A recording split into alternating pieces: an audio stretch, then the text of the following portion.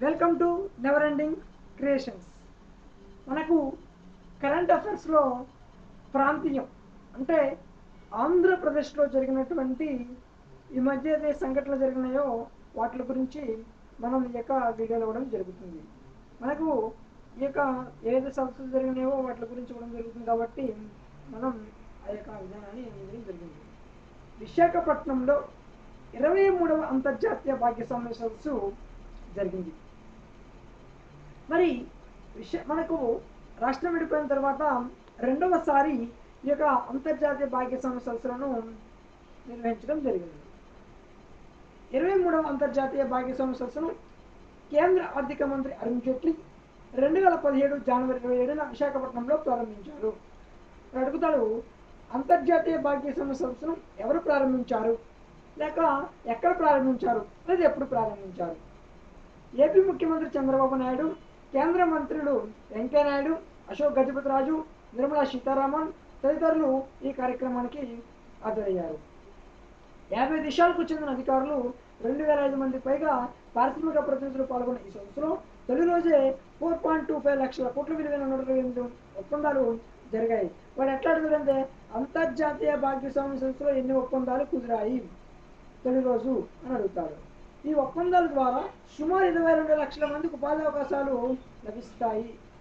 తర్వాత 2 రోజుల పాటు జరిగిన ఈ సదస్సులో మొత్తం 665 అవగాహన ఒప్పందాలు కుదిరాయి. 2 రోజులు జరిగిన మొత్తం ఎన్ని ఒప్పందాలు కుదిరాయండి? 665 ఒప్పందాలు కుదిరాయి.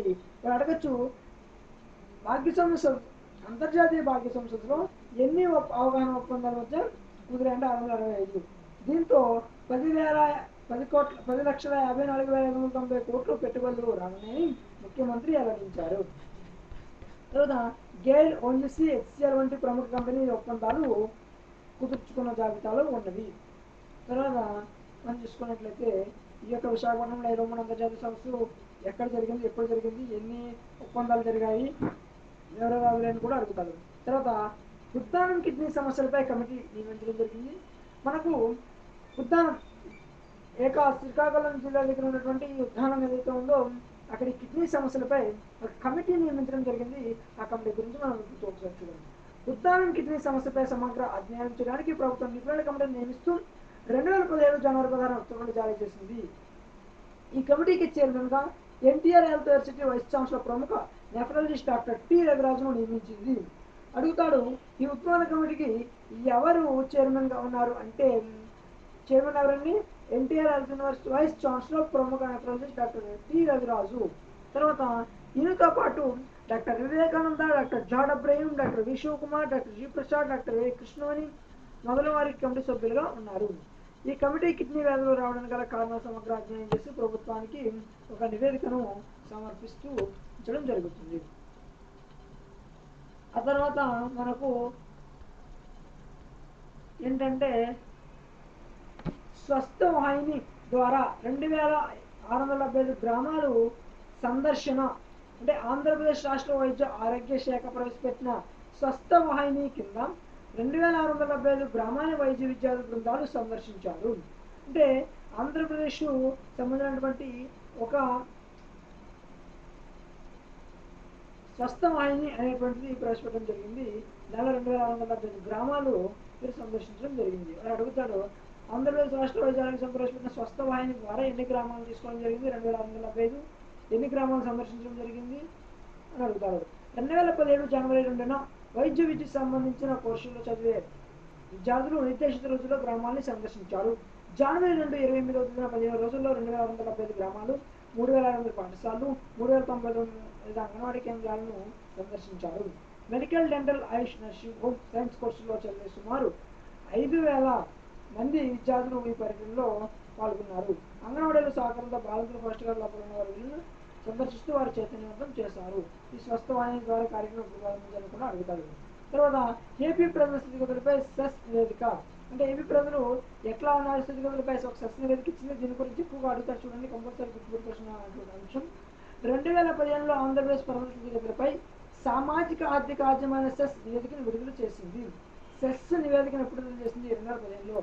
నెలవారీగా తలసరి వ్యయం శిశుమరణాలు 15,000 లోపు పిల్లల అక్షరాస్యత, 6-14,000 లోపు పిల్లల పాఠశాలలో ఉండటం, నిరుద్యోగం వంటి అంశాల ఆధారంగా మానవాభివృద్ధి చూసి సెస్ లెక్క కట్టింది.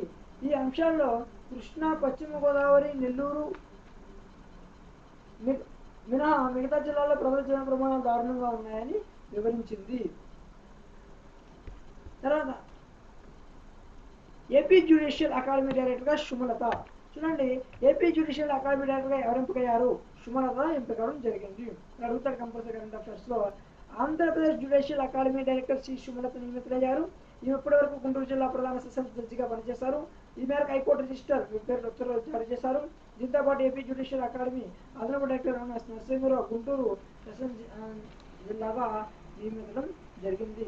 అడుగుతాడు జ్యుడిషియల్ అకాడమీ డైరెక్టర్ ఎవరు అంటే మనకు సుమలత మేడం గారు, సుమలత అని చెప్పడం చేయాలి. తర్వాత మనకు ఇంకొకటి ఈ మధ్య జరిగిన సంఘటన గురించి అడుగుతాడు, ఇది మనం గుర్తుపెట్టుకోవాలి. తొలి తెలుగు మహిళా న్యూస్ రీడర్ కన్నుమూత.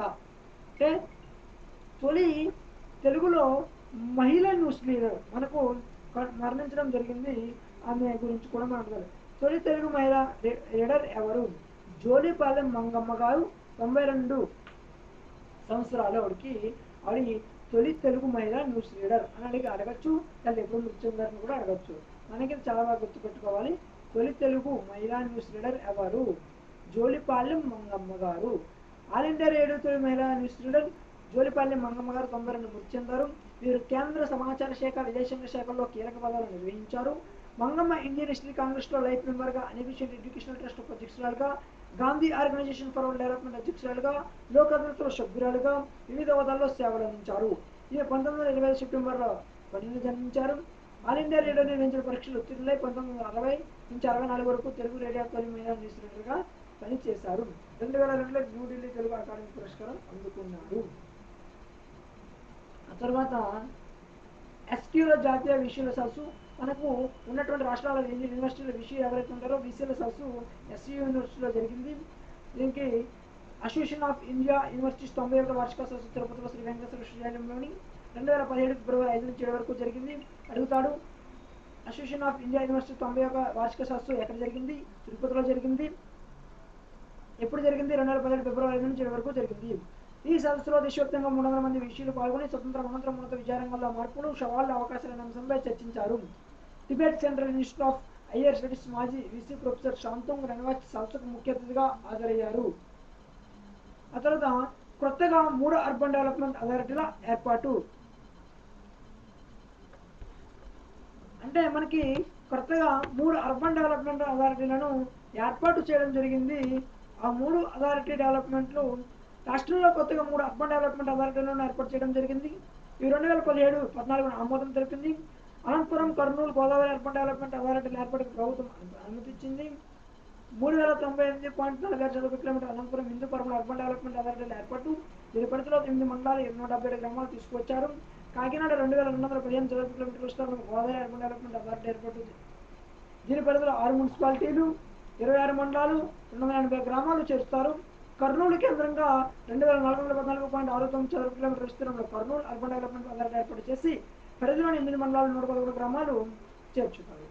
తర్వాత రాష్ట్రంలో మోడల్ పోలీస్ స్టేషన్ ప్రారంభించడం జరిగింది. రాష్ట్రంలో మోడల్ పోలీస్ స్టేషన్ ఎప్పుడు ప్రారంభించారు, ఎక్కడ ప్రారంభించారు? ఆంధ్రప్రదేశ్ పోలీస్ సంస్కరణ భాగంగా గుంటూరులోని 1.10 కోట్లతో నిర్మించిన మోడల్ పోలీస్ స్టేషన్ 2017 ఫిబ్రవరి 6న ముఖ్యమంత్రి చంద్రబాబు నాయుడు ప్రారంభించారు. మోడల్ పోలీస్ స్టేషన్ ఎవరు ప్రారంభించారు? చంద్రబాబు నాయుడు. ఎక్కడ ప్రారంభించారు? గుంటూరు. ఇందులో పనిచేసే కానిస్టేబుల్ నుంచి ఎస్ఐ వరకు కాకి డ్రెస్ కాకుండా ముదురు నీలిరంగు ప్యాంటు, లేత నీలిరంగు డ్రెస్ కోడ్ను పాటిస్తారు. ఆ షర్ట్లపై భయం ఏ కాఫ్ అనే రేడియం స్టిక్కర్ ఉంటుంది. మహిళా కానిస్టేబుల్ కాకి చీరపై ముదురు నీలిరంగు కోటు ధరిస్తారు. సిబ్బంది బాడీ వర్న్ కెమెరాలు అందించారు. తర్వాత రాష్ట్ర క్రీడా విధానానికి ప్రభుత్వం ఆమోదం. ఆంధ్రప్రదేశ్ రాష్ట్రంలో క్రీడల అభివృద్ధి కోసం కొత్తగా ప్రతిపాదన క్రీడా విధానానికి ప్రభుత్వం ఆమోదం తెలిపింది. ఇందుకు సంబంధించి ఉత్తర్వులు 2015 ఫిబ్రవరి 9న జారీ చేసింది. ఏపీ స్పోర్ట్స్ పాలసీ పేరుతో పిలిచే ఈ విధానం 2022 మార్చి 31 వరకు అమల్లో ఉంటుంది. కొత్త క్రీడా విధానంలో మౌలిక సౌకర్యాల కల్పన, కోచ్ నియామక, నాటకాలకు ప్రోత్సాహ మార్గదర్శకాలు ఉన్నాయి.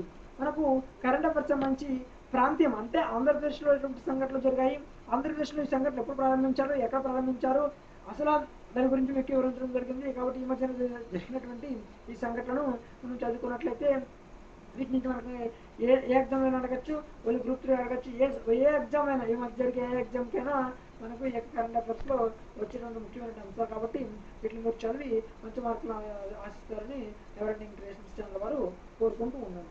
ఈ యొక్క ఛానల్ను సబ్స్క్రైబ్ చేయడం మాత్రం ఎట్టి పరిస్థితుల్లో కూడా మర్చిపోవద్దు.